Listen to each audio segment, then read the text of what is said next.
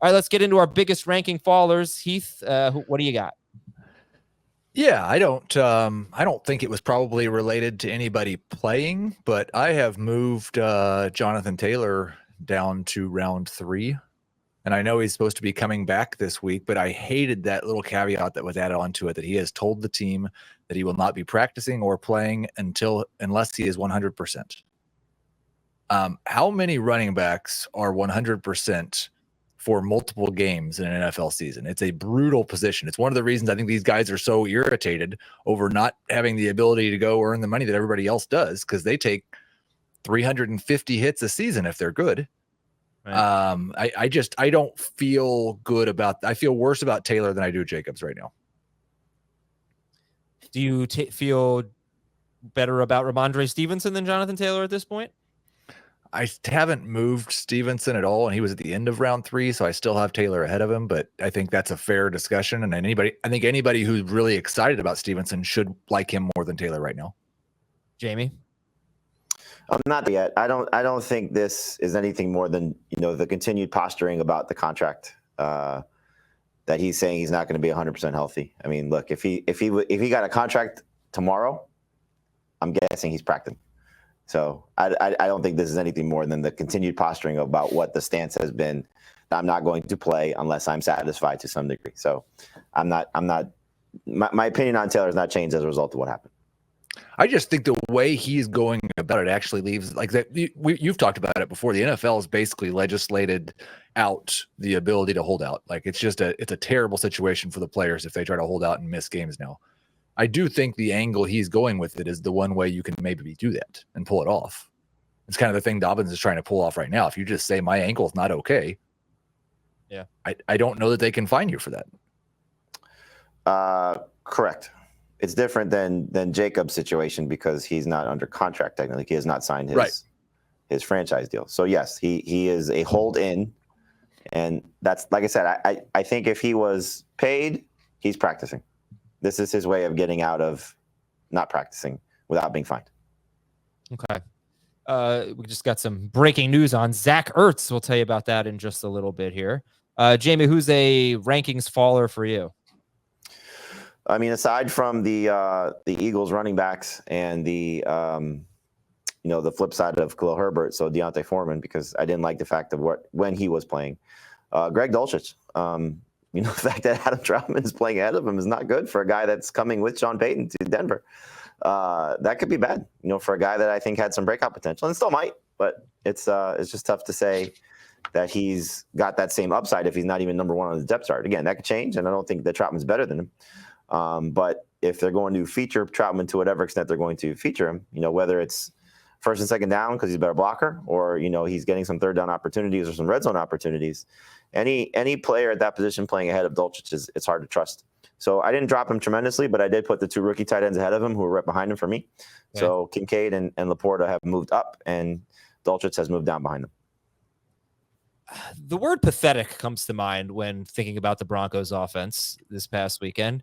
What did I text you about, Wilson? Dump Wilson or something? Dust Wilson. Yeah, I've been, for those of you just tuning in, I've been pretty excited about the idea of drafting Russell Wilson with one of my last picks. It's free, and there are a lot of reasons why he could bounce back. I would like to see a little bit better going forward because that was awful. They didn't have Mike McGlinchey, their starting right tackle, but their offensive line stunk. He looked like Russ of last year. He just looked kind of clueless. So that was an ugly outing. And for anybody who's just looking at box scores and you see the Judy touchdown and you see the way that he finished with over 100 passer rating, they left the starting offense in against the backups on purpose because they wanted to get something positive out of that. So Judy's touchdown was nice, but it was against second teamers at best, and that's a little scary. It's about the most Jerry Jeudy preseason game there could be, isn't it? A terrible drop and score a touchdown and make an awesome play on it. And got out-targeted by Sutton. Sutton had 5 targets. So let's talk about the Eagles running backs here, because I think one thing I've learned throughout the years is that preseason week 2 could change your winners and losers, right? Like the Broncos, for example, could go out and look great next week, and we could feel better about them. Or the Eagles next week are probably going to play Kenneth Gainwell and Boston Scott. I say next week, I mean this upcoming week. You're probably going to see them. Apparently, Nick Sirianni just wanted to see his newcomers this year. The only, potential starters that played were, I think on offense, were just DeAndre Swift and Rashaad Penny, if you want to call them potential starters. But you might see all of them next week or this upcoming week, week 2 of preseason. So, yeah, I wonder, what to do with DeAndre Swift, if things are going to change a lot in the next week. Because if there's a positive Swift, guys, I think it's this. He started ahead of Penny, and he played running back. He ran the football. He had a 24-yard gain on a really nice run. It wasn't just a gimmicky guy out in space, like lining up at receiver. It was a running back. So I think you kind of get the point here. Are we going to lower him too much and then next week kind of do a mea culpa? Is that going to happen? Jamie, where do you have DeAndre Swift now in your rankings? I just dropped him a spot or two. It's not like I panicked on really any of them. And I agree with Heath. Gainwell should still be drafted right now as the third if you're doing a draft in the next couple of days prior to we see that. The problem is that it's not just the preseason game. It was the lead up to the preseason game. And this is before I think anybody that was reporting it knew that those guys were definitely not going to play in terms of Gainwell and Scott. And so from what you're seeing coming out of it, and Heath alluded to this, is it going to be if they're only carrying 3 tailbacks?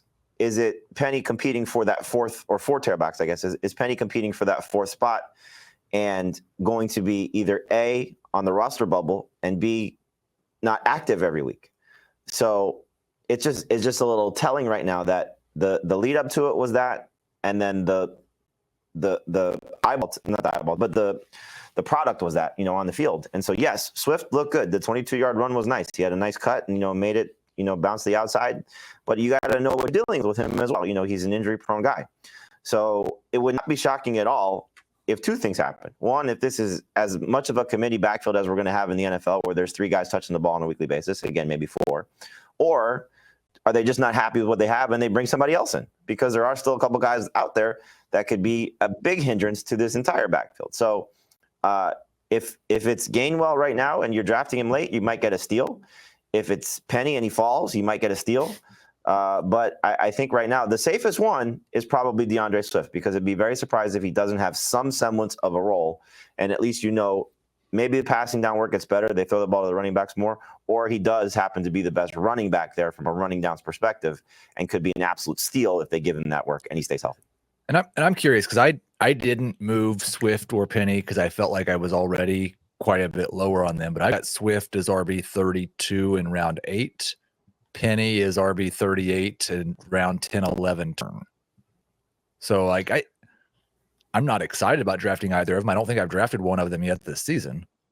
But I think that's still below ADP, isn't it? Yeah, Swift. I did have a typo before. He's RB 27 in Fantasy Pros, in NFC since Friday. Swift, let's see where he is in fantasy. Yeah, it's below ADP. Yes, he's RB 26 in Fantasy Pros. Our ADP, Adam, if you want to start to use it, is actually pretty close. So in terms of running backs, sorry, clicked on the wrong thing. That's about where they are too, I think. In the mid-20s. Okay, so would you rather have DeAndre Swift or James Cook? Cook, but I've been there for a while. Cook by 10 spots. Would you rather have, all right, we'll get closer as we keep going. DeAndre Swift or Samaje Perine? Perine. DeAndre Swift or Cam Akers? Akers. AJ Dillon? Dillon, but now we're getting closer. If you can add on if you want. You talked to me about Jonathan Taylor. Breece Hall, though, is a faller for you. Yeah, it's just like I'm getting more and more nervous. And I'm probably not going to drop him any more than this. I've got him in around 5-6 range now. But I don't think that he's going to be a feature back this season. I think it's going to be a committee like it's been a committee almost every year that Hackett's run an offense. And I don't like the fact that he's still not 100% at this point in the preseason. And it just got a little bit closer to the start of the season and him still not being ready. And so I dropped him a little bit further. Okay. Who did you move him behind? Well, I've got him looking at the list of the rankings here. It's on our consensus rankings. It's Hall, Montgomery, Javonte Williams, Kamara, Ken Walker, Cam Akers. and I have him behind all of those guys except for Ken Walker. Okay. You have Javonte Williams ahead of him? I do. Jamie, do you have Javonte Williams or Breece Hall? Still Breece Hall, but it's the same concerns. I mean, the fact that Williams is back is clearly a benefit to him, but I just don't think he's as good a player.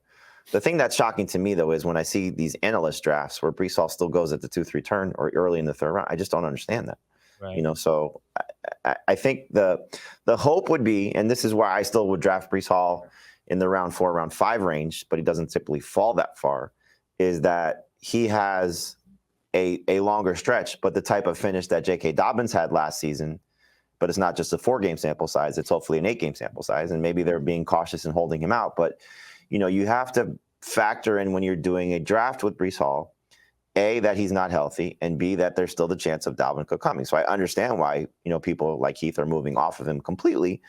You're not going to get him in that range because somebody's going to take a chance on him sooner than that. So if you're just out, you're out. And so you might as well just go with the guys that you're going to take ahead of him. And in Heath's case, you're taking those guys. I still view Javonte Williams being safe. So if I'm looking at who has more upside between those two, I think Breece Hall has more upside. Okay, let's talk about Jamie's rankings fallers. The only one we haven't spoken about so far is Deontay Foreman. Although we spent enough time talking about Khalil Herbert. We're just kind of tying it into it. Yeah.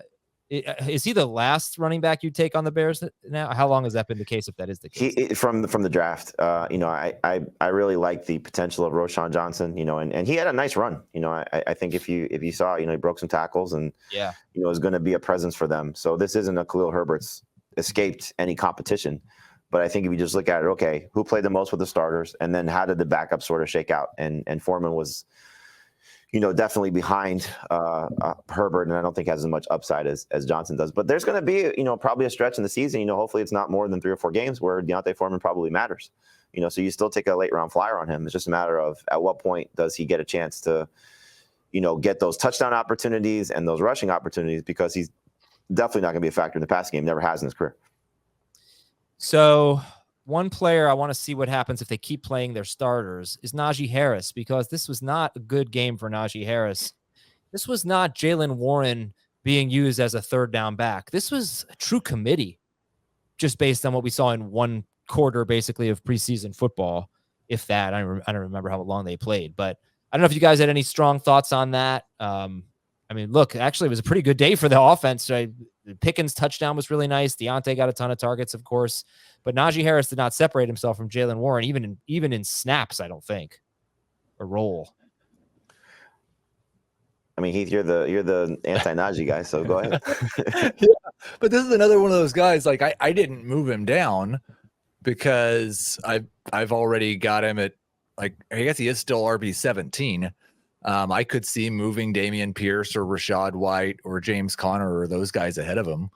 But yeah, I'm pretty concerned that he was just propped up by run volume in the second half of last season and scoring touchdowns, and that Jaylen Warren is better runner and definitely better in the passing game right now.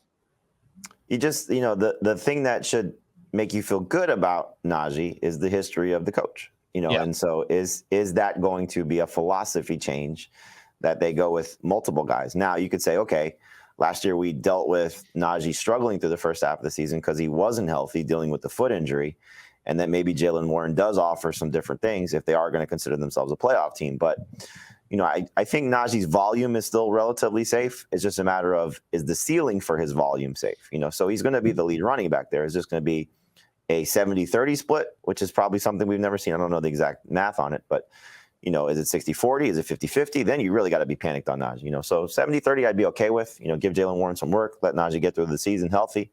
But yeah, it's certainly, you can't draft Najee, I think, comfortably anywhere close to the second round, and even early part of the third round is a little bit risky at this point too.